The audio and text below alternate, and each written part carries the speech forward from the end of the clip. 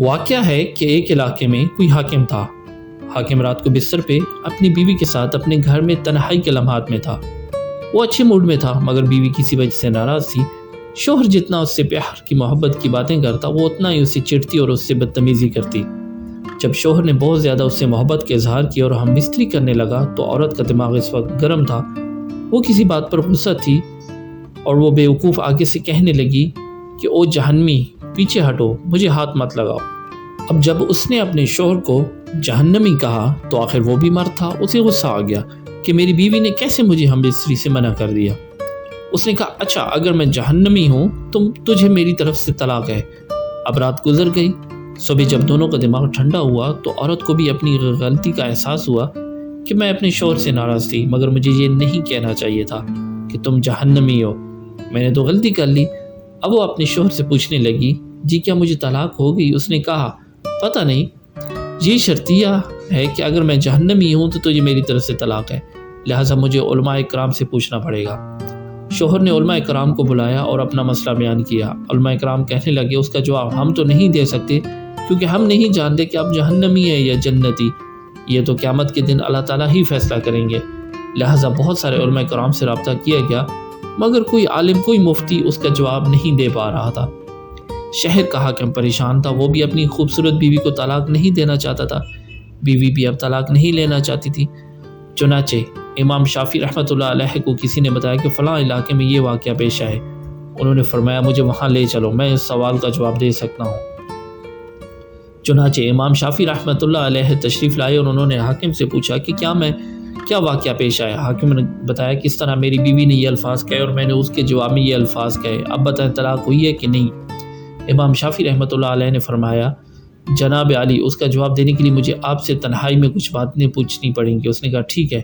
چنانچہ امام شافعی رحمۃ اللہ علیہ نے حاکم سے کہا مجھے زندگی کا کوئی ایسا واقعہ بتاؤ جس میں آپ گناہ کرنے کا موقع رکھتے ہو، گناہ کرنا آپ کے لیے آسان ہو، مگر اللہ کے ڈر کی وجہ سے آپ نے اپنے آپ کو بچا لیا ہو۔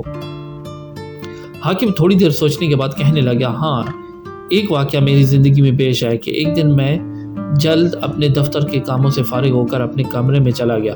پھر جیسے ہی کمرے میں داخل ہوا تو دیکھا محل میں کام کرنے والی لڑکی میرے کمرے میں موجود چیزوں کو سنوار رہی تھی، بستر ٹھیک کر رہی تھی۔ جب میری نظر اس کے چہرے پہ پڑی تو لڑکی حسن و جمال میں بہت اعلیٰ تھی۔ چنانچہ میں نے دروازے کو بند کر دیا۔ جب میں آگے بڑھا تو لڑکی سمجھ گئی کہ میری نیت خراب ہے۔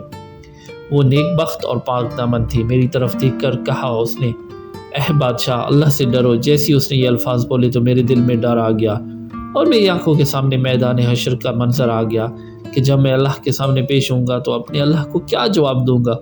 میں نے دروازہ کھول دیا اور لڑکی سے کہا چلی جاؤ۔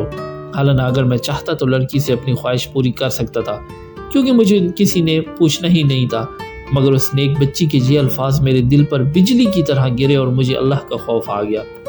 میں نے گناہ کے اس موقع سے بچنے کے لیے لڑکی کو واپس بھیج دیا۔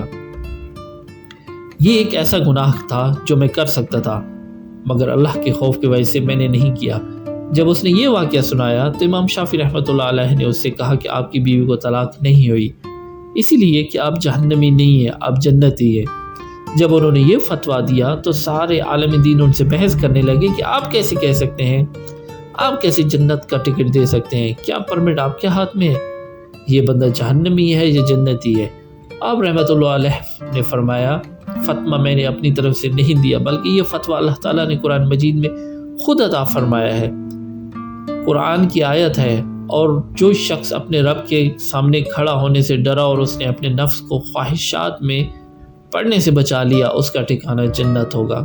اللہ نے چونکہ فرما دیا، لہٰذا میں فتویٰ دیتا ہوں کہ اس کبیرہ گناہ سے بچنے کی وجہ سے یہ بندہ قیامت کے دن جنت میں داخل ہوگا۔